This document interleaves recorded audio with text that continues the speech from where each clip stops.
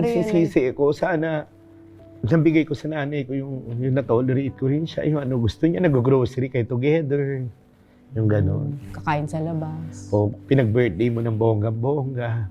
Yun yung ano ko sa buhay ko na sana nagawa ko sa nanay ko. Dahil deserve mo. O nabilan siya ng mamahaling alahas. Yung mga gano'n. Nadala mo sa ibang bansa. Sa ibang bansa. Yan yung nalulungkot ako pag naiisip ko. Saka sinasabi ko, para saan ba yung kinikita ko na? Kasi nung time na namatay nanay ko, nakita ko pa siya naghihingalo eh. So, bumulong ako sa kanya. Sabi ko, pag hindi mo sige, okay lang. Ako na bahala. Ako na bahala kay Papa sa mga kapatid ko, mga pamangkin ko. Ayun. Pagkasabi mo nun? Pagkasabi ko nun, umalis na ako. Kasi ayoko maalala yung nanay ko na Nawala? Tas mga siguro ilang oras lang nawala na. Tas after nun, pinilit ko maging maayos yung buhay ko. Lahat ng pangarap ng nanay ko para sa pamilya namin. Ikaw nagtupad? Ako gumawa nun.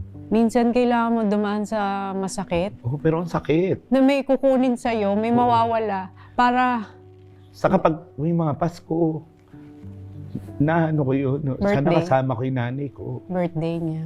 Birthday mo. Iba yung pinagluluto ka ng nanay, iba. Tsaka yung may